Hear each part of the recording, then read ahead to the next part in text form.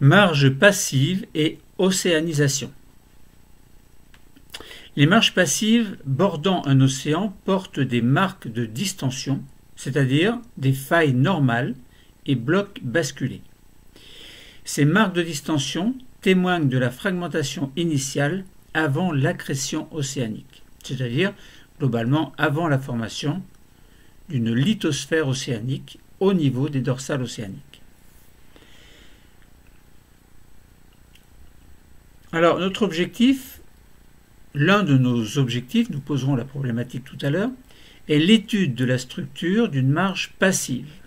Marge passive, ça signifie globalement qu'il ne se passe rien, contrairement aux marges actives, comme par exemple les zones de subduction, les zones de collision, d'obduction, les dorsales océaniques même, enfin, il y a un rift océanique au niveau des dorsales océaniques où il y a une activité, donc on ne parle pas de passif, on parle d'actif. Eh bien, au niveau des marges passives, il n'y a pas d'activité, ou si peu. Bon. Et on prendra l'exemple du golfe du Lion. Donc nous n'allons pas trop développer pour l'instant, puisque je dis n'importe quoi. Nous n'allons pas trop développer pour l'instant. Bon, allez, cessons cette plaisanterie ridicule. Et essayons... Alors, non, j'ai un écran noir. C'est l'horreur. Depuis quelque temps, mon écran noircit. Alors, j'y vois plus rien. Alors, je prépare des cours, des documents, etc. Et je me retrouve avec un écran noir. Alors, évidemment, je pourrais faire le cours sans écran, mais c'est mieux de suivre une ligne directrice. Alors, j'attends pendant ce temps-là que le blanc, que la couleur revienne. Miracle de la vie. Bon, alors non, marge passive et océanisation. J'ai toujours mon écran noir. Ça m'agace profondément, mais je regarde quand même. J'attends, j'ai de l'espoir. Je vais faire FN. Je vais mettre, est-ce qu'il va venir cet écran? Alors évidemment pour vous c'est pas marrant parce que ça signifie rien quoi. Bon, eh bien j'ai pas d'écran noir, j'ai pas d'écran blanc. C'est-à-dire j'ai pas de document, alors ça me fait... Allez! Bon, ça vous fera un petit gag hein, pour ce cours. Hein. Allez! Je disais, nous allons essayer de dégager la problématique.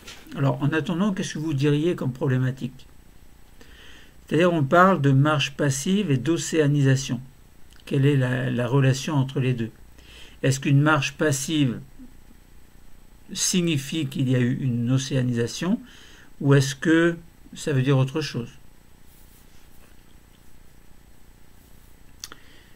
Bon, je crois que je vais arrêter.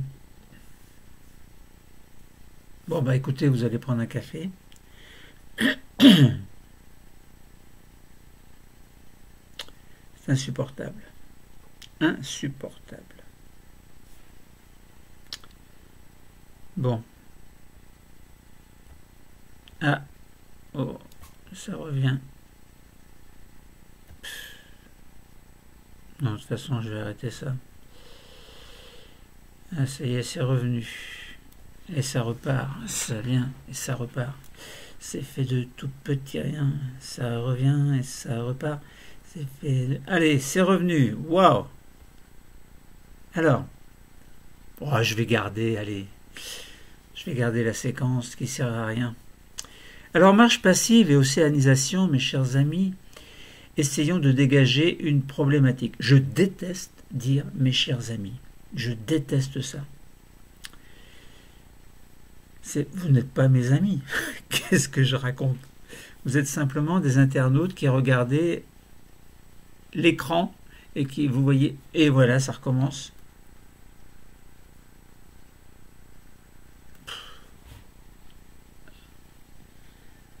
Ah, j'en ai marre, j'en ai marre, j'en ai marre. Ah, ça revient. Oh, miracle de la vie. Ah, il est abruti, ce Patrick.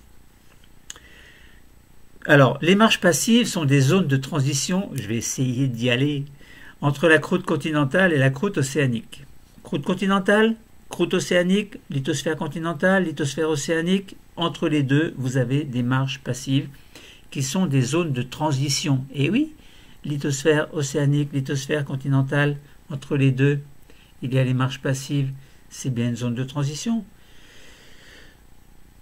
Donc les marges passives sont bien étudiées car elles sont riches en ressources, notamment pétrolières. Très intéressant. Donc si vous avez un terrain qui est situé sur une marge passive, creusez en profondeur, peut-être que vous allez voir du pétrole apparaître. Bon, faut pas rêver quand même. Alors que nous apprennent les marges passives concernant l'histoire des océans? Alors évidemment, il faut savoir ce que c'est qu'une marge passive. Alors j'espère qu'à la fin du cours, vous aurez compris quand même. Et j'espère que je ne vais pas revoir mon écran noir. Alors, essayons de comprendre la structure de la marge passive du golfe du Lion. Alors, je vous propose que vous trouviez des documents en relation avec la marge passive du golfe du Lion, notamment, premier document ou premier sous-document, la localisation du golfe du Lion. Il faut savoir où c'est. Est-ce que c'est au nord, au sud, à l'est, à l'ouest de la France? Bon, on va voir ça tout à l'heure. Et également trouver la coupe simplifiée entre deux points A et B que l'on va mettre sur le golfe du Lion et on verra en profondeur ce qui se passe. Donc, et troisième document que je vous invite à trouver, c'est le profil de sismique réflexion et vitesse des ondes P dans une zone du golfe du Lion. Mais c'est pas tout. Trouvez également le schéma interprétatif du profil sismique. Bon, commençons par ça, c'est déjà pas mal. Alors, la Méditerranée est un domaine océanique de petite taille. Vous avez remarqué, c'est petit, la Méditerranée. Au nord-ouest, nord-ouest, alors pour moi, il faut bien le placer sur vous, au nord-ouest de ce domaine, le golfe du Lion correspond à l'une des deux marges passives. Pourquoi deux marges passives? Parce qu'il y en a une, il y a l'océan, alors il y a une lithosphère continentale, une marge passive, un océan, une marge passive, une lithosphère continentale. Donc entre les deux, lithosphère océanique évidemment. Donc je répète, parce que des fois vous ne comprenez rien à ce que je dis. Et voilà, l'écran noir. Bon. Alors, donc, lithosphère continentale de chaque côté. Entre les deux, marge passive, puis océan, avec lithosphère océanique. Donc, c'est pour ça que l'on dit qu'au nord-ouest de ce domaine de la Méditerranée, eh bien, le golfe du Lion correspond à l'une des deux marges passives, parce que l'autre marge passive va être de l'autre côté, du côté de la Sardaigne, par exemple. Alors, donc marge passive, donc à l'une des deux marges passives de cet océan, contrairement aux marges actives, par exemple zone de subduction, etc., dont je vous ai parlé tout à l'heure, les marges dites passives n'ont généralement pas ou peu d'activité sismique et volcanique. Alors que dans les dorsales, vous savez qu'il y a des séismes et un volcanisme. Hein. Il y a un volcanisme de dorsale qui émet par effusion de la lave de type basaltique. Donc dont la roche est du basalte en tout cas. Et également, marge active, zone de subduction, donc il y a un plongement d'une lithosphère océanique vers l'asténosphère avec émission de séisme et de volcanisme à l'aplomb de certaines zones également. Alors, que nous montre la coupe simplifiée entre A et B que vous avez pu localiser au niveau du golfe du Lion? Autrement dit, vous partez du mont Aigual pour aller jusqu'à la Sardaigne. Et entre deux, eh bien, en partant du mont Aigual, vous avez Montpellier, puis le golfe du Lion, la mer, évidemment, et un bassin algéro-provençal, et puis encore plus loin, vous avez la Sardaigne. Alors, qu'est-ce que l'on voit? Eh bien, on s'aperçoit que dans cette coupe, on va dire ce que représentent les choses en fonction de la profondeur. Donc par exemple, ce que représentent les choses, c'est-à-dire le Mont Aigoual, Montpellier, Golfe du Lion, bassin algéro-provençal et Sardaigne. Donc ça forme une ligne. Et en profondeur, eh bien, vous avez le kilométrage, évidemment. Donc ça va de 0 jusqu'à 100 km. Eh bien, de 0 jusqu'à 30 km à peu près, vous avez une ligne correspondant à de la croûte continentale. Mais on peut avoir également une certaine croûte océanique, évidemment, puisque selon que l'on se place dans la lithosphère continentale ou lithosphère océanique, la croûte n'est pas la même. Donc, croûte continentale, c'est plutôt globalement du granit, et croûte océanique, c'est plutôt du basalte. Donc gabbro et basalte. Et en dessous, c'est de la péridotite. Donc vous avez également le manteau lithosphérique, on vous représente le manteau lithosphérique, et puis on vous représente également le manteau asténosphérique. Et on s'aperçoit que le manteau asténosphérique remonte, son niveau remonte quand même de manière assez importante au niveau du bassin algéro-provençal.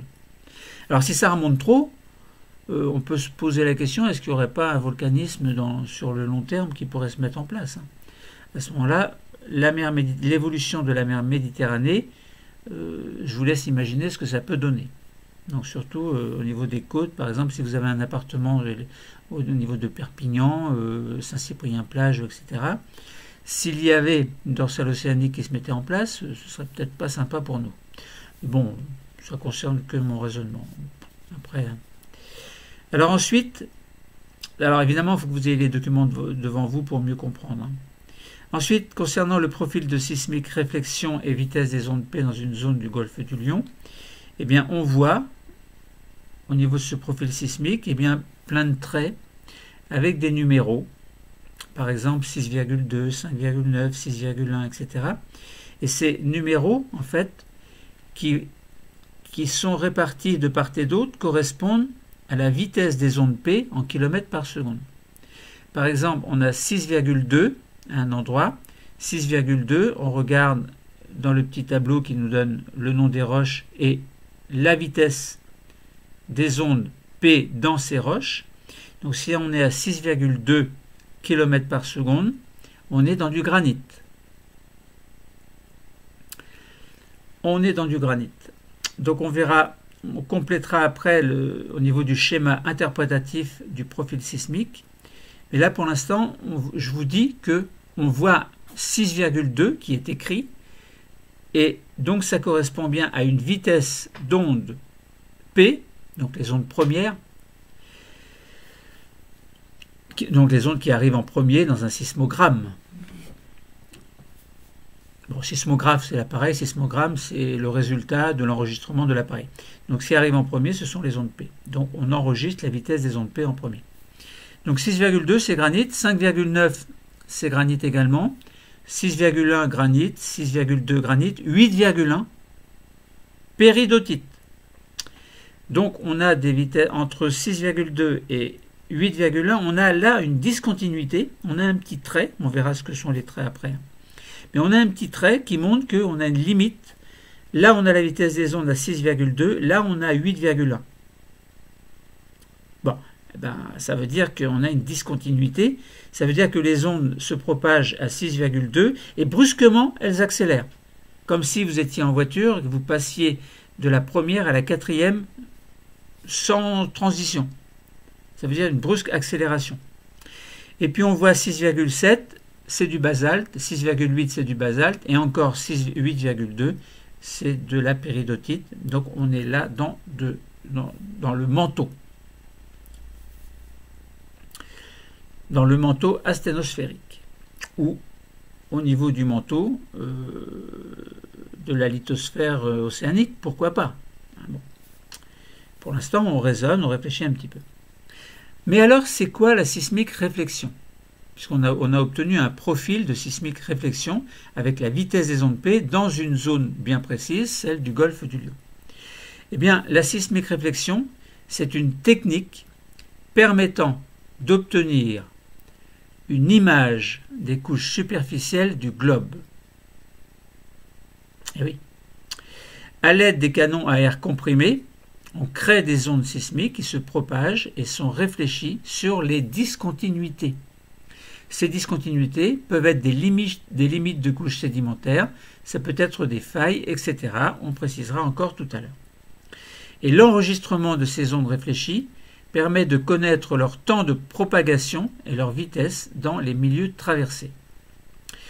Ensuite, il y a un traitement informatique pour mettre les choses en place, et ce traitement informatique de l'ensemble de ces données sismiques permet alors d'établir ce que l'on appelle un profil sismique qui présente la position des discontinuités en fonction, bien entendu, de la profondeur et qui présente également la vitesse des ondes dans les différents milieux.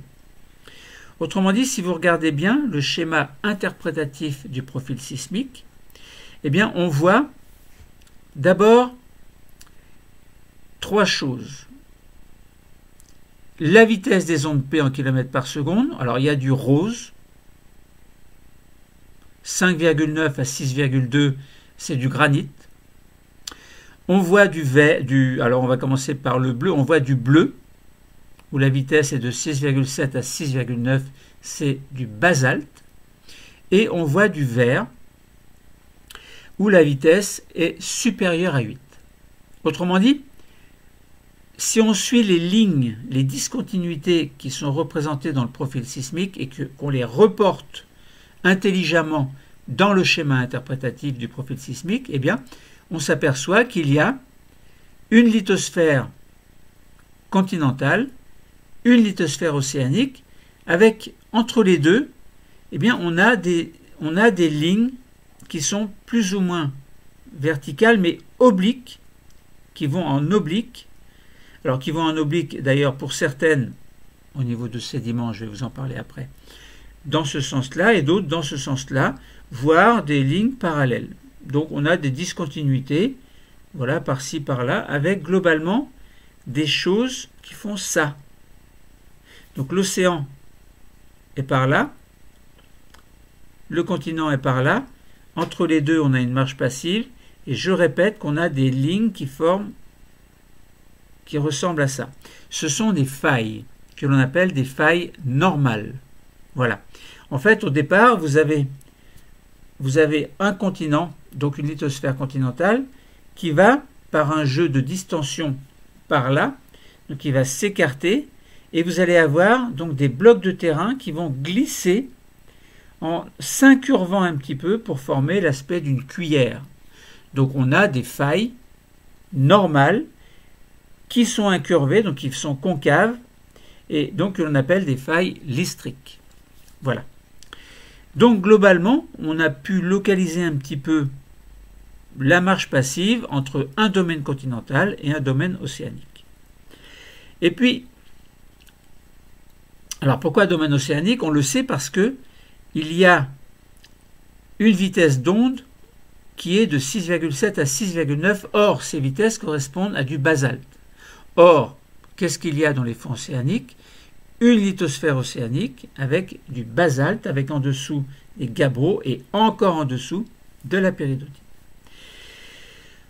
Donc là, on voit bien les choses. Il y a évidemment des sédiments qui se sont déposés. Alors avant, lorsque les blocs étaient soudés, des sédiments se sont posés dessus. Puis lorsque les blocs ont commencé à s'effondrer, il y a eu une sédimentation également, plus ou moins parallèle à la surface de l'eau de la mer. Et puis, on en reparlera tout à l'heure de ces fameux sédiments, puisqu'on verra qu'il y a des sédiments anté-rift, donc avant le rifting continental, Saint-Rift, c'est-à-dire en même temps, et post-rift, c'est-à-dire qui sont formés une fois que les marges passives n'avaient plus d'activité. Puisqu'on a dit qu'il n'y avait pas d'activité au niveau des marges passives, mais lorsqu'elles se sont formées, il y avait une activité, c'est-à-dire une distension avec effondrement de terrain, etc., etc. Bon, donc là, vous commencez à comprendre ce qui se passe, c'est que, hop, un étirement, les choses tombent, puis on a différentes vitesses d'onde qui sont à droite et à gauche, certaines dans du granit, d'autres dans du basalte, d'autres dans la péridotite. Voilà, on comprend un petit peu mieux que entre la lithosphère continentale et la lithosphère océanique, eh bien, il y a des marches passives. Oui, mais il faut penser qu'au départ, on avait 2 blocs continentaux. Donc même pas 2, on avait un seul bloc de lithosphère continentale. Il faut imaginer, là c'est cassé ici, mais il faut imaginer que c'est pas cassé, que tout est soudé, comme si tout était en continuité. Voilà. Et ensuite, il y a eu un écartement, un effondrement. Donc à ce moment-là, il y avait bien une activité de la marche passive, d'une marche qu'on appelle passive. Et ensuite, l'écartement de plus en plus a formé un océan. Et puis à un moment donné, eh bien, ces marches passives n'avaient plus d'activité, elles étaient suffisamment distendues. Maintenant, c'est la dorsale océanique qui prend le relais, puisque au niveau de la dorsale océanique, de la lave remonte, et puis ensuite, on va avoir une lithosphère océanique qui va se former et qui va aller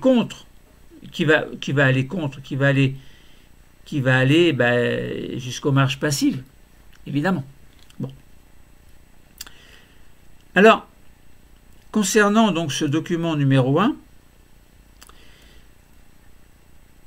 son but était donc l'étude de la structure d'une marche passive, celle du golfe du Lion, et sur une carte, on a pu localiser géographiquement cette marche passive et la coupe, évidemment, que l'on a présentée dans son contexte géodynamique de transition entre le domaine continental et le domaine océanique a bien été compris.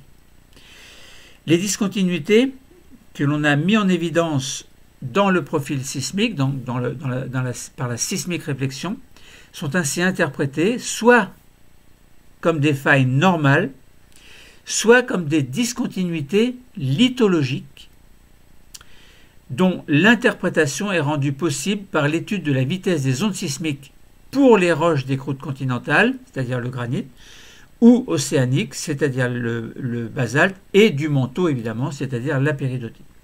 Autrement dit, ces espèces de discontinuités étaient soit des failles normales, vous vous souvenez, faille normale, on a un bloc, glissement de terrain, et là on a une faille normale. Voilà. Soit des discontinuités lithologiques, ça veut dire on a par exemple vitesse des ondes qui arrive ici, qui accélère brusquement, on a bien la lithologie, ce sont les pierres, les roches. Donc on a différents types de roches qui nous permettent de nous renseigner sur ce qui se passe en profondeur. La structure d'une marche passive relève donc la structure d'une marche passive révèle donc une zone de transition entre le domaine continental et le domaine océanique, comme nous l'avons dit tout à l'heure, avec évidemment un amincissement progressif de la croûte continentale, puisqu'il y a un écartement, un effondrement, mais ça veut dire qu'entre les deux, ça se rétrécit de plus en plus. Et en dessous, là, ça va décompresser, donc ça veut dire qu'il y a une décompression, ça veut dire que du matériel va pouvoir être émis, c'est-à-dire de la lave de type basaltique, avec formation, évidemment, d'une lithosphère océanique et donc début d'une océanisation. Alors, donc on a dit quoi? Je répète que la structure d'une marche passive révèle donc une zone de transition entre un domaine continental et un domaine océanique avec un amincissement progressif de la croûte continentale par un système de failles normales. L'ensemble de toutes ces marches passives, de toutes ces choses, eh bien, est recouvert de sédiments. Pour certains qui se sont accumulés en contrebas des failles normales, ce sont les sédiments synrift, donc qui se forment en même temps que la marche passive se forme. Et pour d'autres sédiments, eh bien, ils recouvrent l'ensemble de la marge, c'est-à-dire les sédiments post-rift, c'est-à-dire une fois que la marche passive n'avait plus d'activité. En fait, les sédiments se sont déposés. Puisqu'on imagine que ces marches passives peuvent baigner en partie dans l'eau, une fois que l'océanisation s'est mise en place. Donc ça, c'était pour le premier document. Ensuite, deuxième document, il s'agit de l'étude des roches sédimentaires qui sont rencontrées lors d'un forage dans le golfe du Lion. De nombreux forages sous-marins ont été réalisés dans le golfe du Lion. Je vais vous présenter un schéma tout à l'heure Et ce schéma présente la séquence stratigraphique simplifiée du forage Autan, AUTAN, qui est situé sur un point F à côté, donc au niveau du golfe du Lion, pas très loin de la ligne AB dont je vous ai parlé tout à l'heure. Donc c'est en fait, si vous avez le même document que moi, c'est le point F sur la carte du document 1A. Donc je vous invite à vous procurer ce document, donc correspondant à l'étude des roches sédimentaires rencontrées lors d'un forage dans le golfe du Lion. Vous allez pouvoir voir des argilites, des conglomérats, des anhydrites. Alors, donc, dans la séquence stratigraphique, on voit le socle continental. Et vous pouvez faire la corrélation, d'ailleurs, avec le document D du schéma interprétatif précédent, où on voyait qu'il y avait du rose qui correspondait à des vitesses d'onde de 5,9 à 6,2. Eh bien, c'est simplement le socle continental qui était formé par du granit.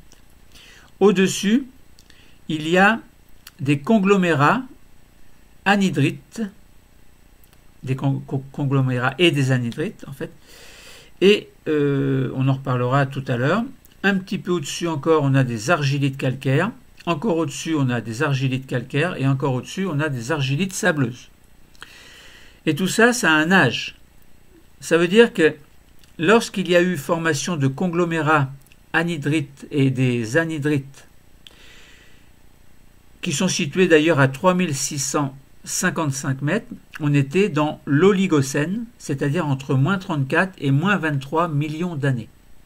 Et puis un petit peu plus tard, les argilites calcaires, alors entre 2400 et 3600 km, on avait des argilites calcaires correspondant à des sédimentations qui se sont faites au Miocène, c'est-à-dire entre moins 23 et 5 millions d'années. Puis encore au-dessus, on avait des argilites calcaires, puis des argilites sableuses, où globalement, ceci s'est formé de moins 5 à 0 millions d'années, et on était bien au Pliocène et au Quaternaire ensuite. Alors, donc ces conglomérats sont des roches qui résultent d'un dépôt au milieu continental de gravier, de galets et de blocs rocheux cimentés naturellement. Les argilites, elles, correspondent à des roches résultant du dépôt en milieu calme, principalement marin, de très fines particules sédimentaires.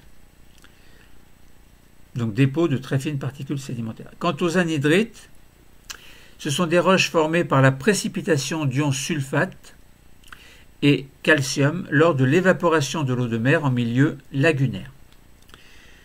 Alors, modèle explicatif concernant ces marches passives et ces dépôts sédimentaires, eh bien, afin d'expliquer les structures des marches passives, les géologues proposent un modèle associant tectonique et sédimentation.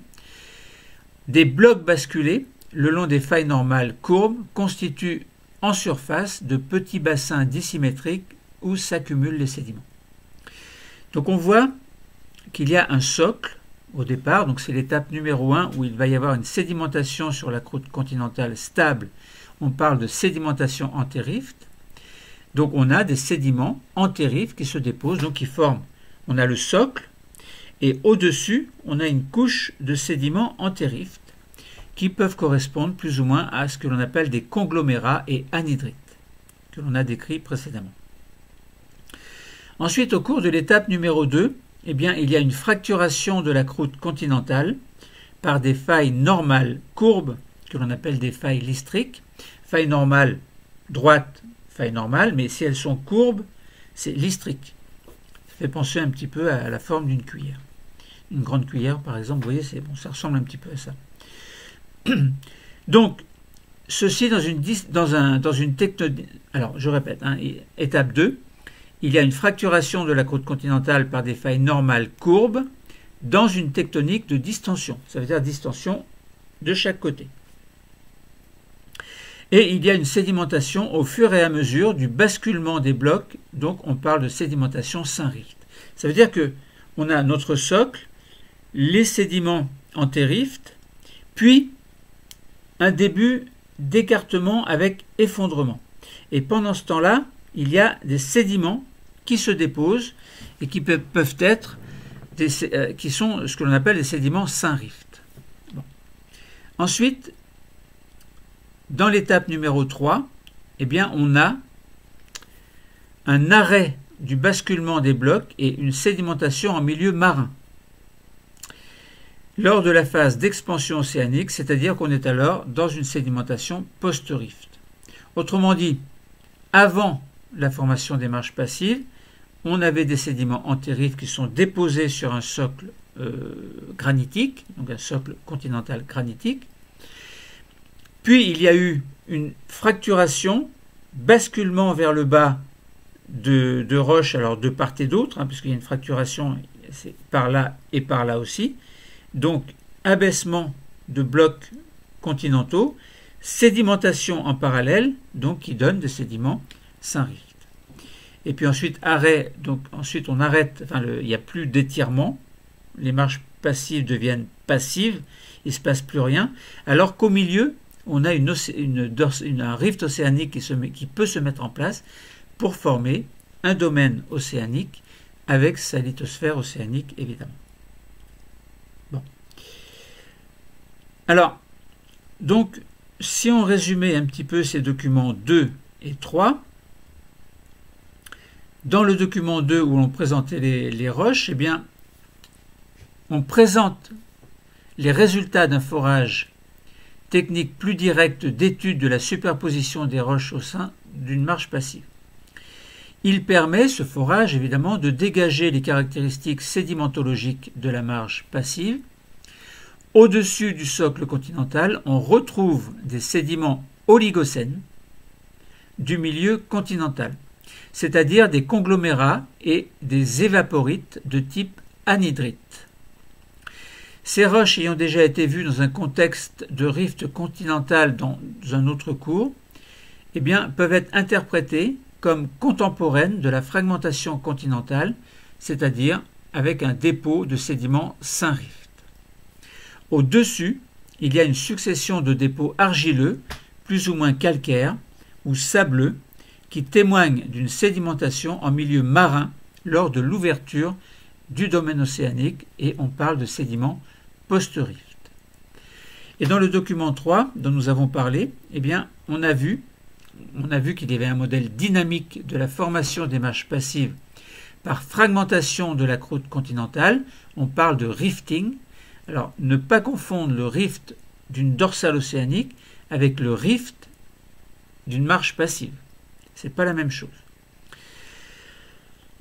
Donc je disais qu'on a présenté un modèle dynamique de la formation des marges passives par fragmentation de la croûte continentale, c'est-à-dire par rifting, suivi de l'ouverture d'un domaine océanique lors de l'expansion océanique avec formation d'une lithosphère océanique au niveau d'un rift océanique, rift d'une dorsale océanique. Donc on comprend bien qu'il y a eu des mécanismes de formation des blocs basculés le long de failles normales que l'on on parle de failles listriques. Alors maintenant, je vais vous donner une activité à faire. Je vais vous poser 3 questions. Pourquoi poser 3 questions? Eh bien, pour établir un lien entre la structure des marges passives et l'ouverture d'un océan. Donc, écoutez bien la question. Je ne la répète pas. Je la lis doucement. Prenez des notes et essayez de répondre aux questions. Donnez-vous une petite demi-heure. Et moi, je vais vous donner la correction très bientôt. Mais d'abord, les questions. Première question, identifier les structures tectoniques et les roches représentées sur le profil sismique du premier document. Alors, il faut trouver un profil sismique. Reproduisez et légendez le schéma interprétatif. Deuxième question.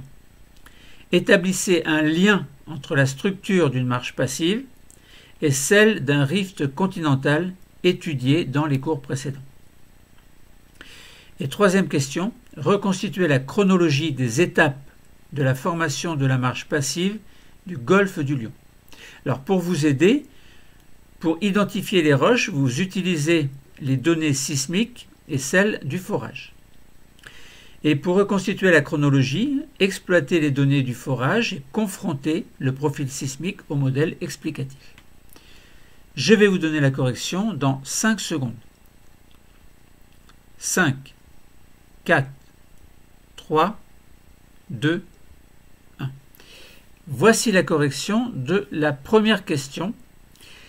La vitesse des ondes sismiques permet d'identifier les roches magmatiques constitutives de la croûte continentale, c'est-à-dire roches granitiques, de la croûte océanique, c'est-à-dire les basaltes, et du manteau, c'est-à-dire les péridotites. Les failles normales peuvent être identifiées par le déplacement relatif des blocs de socle continental. Les sédiments peuvent être datés par des couleurs, par exemple en se reportant d'un document à l'autre, et être identifiés comme Saint-Rift ou Post-Rift. En utilisant bien sûr l'ensemble des documents, vous pouvez vous y retrouver, mais il faut évidemment avoir les documents devant soi. Alors, passons au schéma interprétatif du profil sismique. Eh bien, vous avez du nord-ouest vers le sud-est, vous avez un domaine continental et un domaine océanique. Alors évidemment, le schéma, je ne peux pas vous l'afficher puisque moi, je ne fais que de l'oral. Donc, à vous de voir si vous avez trouvé les bons documents et si vous avez la bonne réponse. Donc, quoi qu'il en soit, on a un domaine continental, et un domaine océanique. Donc, domaine continental, donc nord-ouest, domaine océanique, alors domaine continental nord-ouest, et domaine océanique sud-est. Au niveau du domaine continental, donc vous avez un socle de la croûte continentale granitique, avec par endroit une faille normale, avec par-dessus des sédiments Saint-Rift oligocènes, qui sont par exemple des conglomérats et des anhydrites. Donc ils se forment, ces sédiments se déposent en même temps que se forment les marches passives en fait. Et on voit bien qu'il y a des failles normales, et donc de part et d'autre, eh bien il y a donc d'un côté il y a du granit, et de l'autre côté on a donc des sédiments Saint-Rift oligocènes type conglomérat et anhydrite. Donc on a des sédiments qui se sont déposés globalement ensuite de manière plus ou moins parallèle. Et puis, donc vous avez donc un domaine continental, vous avez la mer évidemment. Les marches passives sont plus ou moins sous l'eau. Et vous avez également des sédiments post-rift de type, miocène. Je suis tellement stimulé parce que je dis que je bafouille. Vous avez également des sédiments post-rift miocène actuels, c'est-à-dire de l'époque miocène à l'actuelle, qui sont par exemple des argilites. Et en dessous, vous avez un socle de la croûte océanique qui est représenté par du basalte et des gabbros.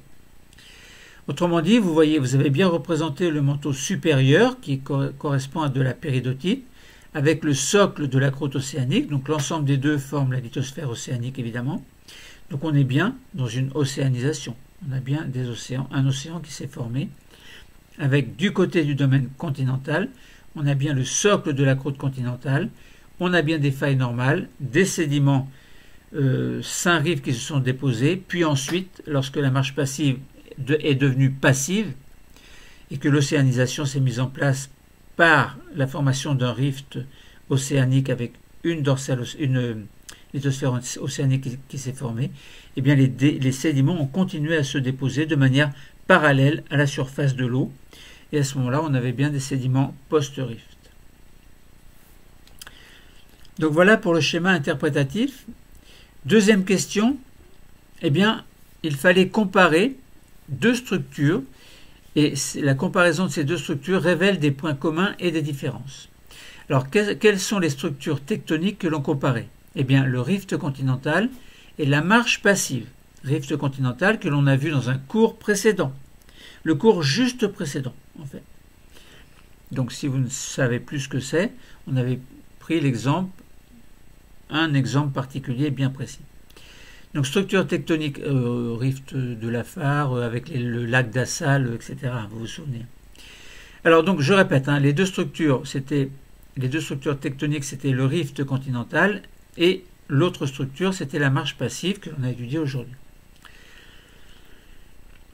Alors, au niveau de la structure, alors, on a au niveau du rift continental et de la marche passive, qui sont deux structures, on va dire, on a des structures tectoniques de type faille normale. Ensuite, les caractéristiques sédimentaires, eh bien, on avait dans les deux cas, alors dans les deux cas, on avait les failles normales, un rift continental et marche passive. Et concernant les caractéristiques sédimentaires, dans les deux cas, on a des sédiments continentaux sans rift, de type conglomérat et des évaporites. Et ensuite, on avait, alors non, pas du côté du rift continental, mais du côté de la marche passive, on avait des sédiments marins post-rift, que l'on n'a pas au niveau du rift continental. Quant à l'activité sismique, alors au niveau du rift continental, eh bien, il y avait une importante activité sismique qui était liée notamment au mouvement des failles normales, tandis que dans la marche passive, l'activité sismique était faible ou absente, les failles ne sont pas actives. Donc ça, c'est important à comprendre. Concernant l'activité volcanique, eh bien, au niveau du rift continental, on a un important volcanisme basaltique, alors que dans la marche passive, il n'y a pas de volcanisme. Heureusement, hein, sinon on ne serait pas bien au niveau du golfe du Lion. Donc la marche passive correspond à la moitié d'un ancien rift continental désormais inactif et séparé de l'autre moitié par l'ouverture d'un domaine océanique. Troisième question, eh bien, on peut reconstituer les deux grandes étapes de la formation de cette marche passive du golfe du Lion. À l'Oligocène, il y a 33 à 24 millions d'années, il y a eu une fragmentation continentale par formation d'un rift avec effondrement le long de failles normales, actives et dépôts de sédiments continentaux sans rift, remplissant les bassins sédimentaires dissymétriques avec des conglomérats et des évaporites. Puis, ensuite, au Miocène à aujourd'hui, donc entre 22 à 0 millions d'années, il y a eu une expansion océanique séparant les deux moitiés de l'ancien rift et recouvrement ensuite des blocs basculés par dépôt de sédiments marins post-rift argileux. Alors je dis après, mais c'est plus ou moins en même temps. Donc voilà un cours pas forcément évident à comprendre si on n'a pas les documents devant soi. Donc je vous conseille vivement d'avoir les bons documents. Donc que nous apprennent les marches passives concernant l'histoire des océans. Le cours est terminé. Merci.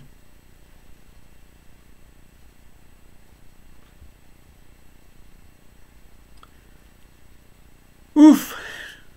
C'était chaud. Surtout qu'il fait chaud. Bon, c'est pas la peine de dire ça.